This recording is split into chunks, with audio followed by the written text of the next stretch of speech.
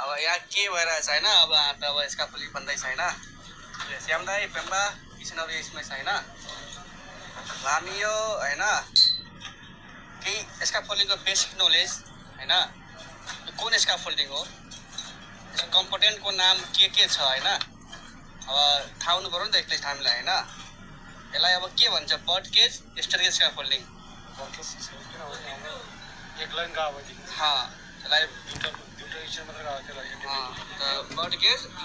स्टेरकेज tower भन्न सकिन्छ होइन यसमा कुनै कुनै चिज के छ कि होइन अब धेरै मान्छेलाई थाहा हुँदैन नि ब्रेस कति किसिमको हुन्छ होइन यसमा ब्रेस भन्नाले अब यो ब्रेस कुन हो यसको नाम के हो त्यसको नाम के हो अलिक भनिदिनु त यो ब्रेस कुन ब्रेस हो यो ब्रेसलाई अब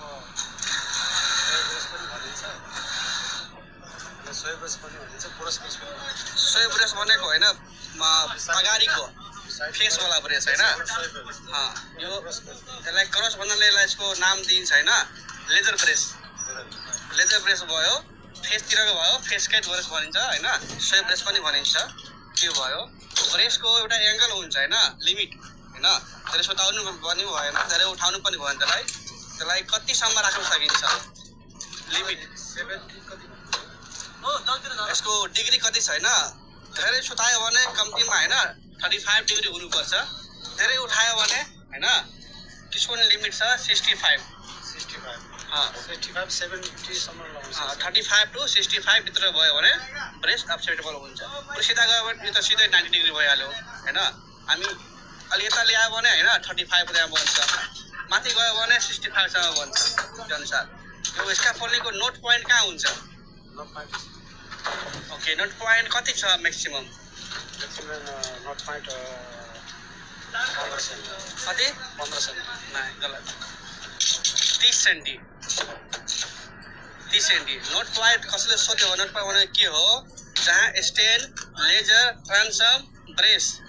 त्यो मिलेको बनेको ठाउँ नोट पोइन्ट हो नोट पोइन्ट भनेको 30 सेन्टी म्याक्सिमम हो 30 सेन्टीमा लेजर पनि आउनु पर्यो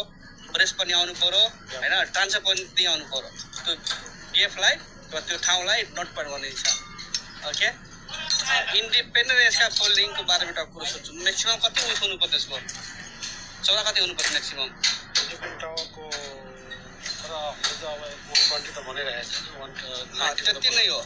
120 म्याक्सिमम मिनिमम कम्ती हुन्छ मिनिमम 3 फुट चाहिन्छ कम्तीमा धेरै भनेको होइन 5 वटा बोर्ड मात्रै हो इन्डिपेन्डेन्ट है 120 को भन्छ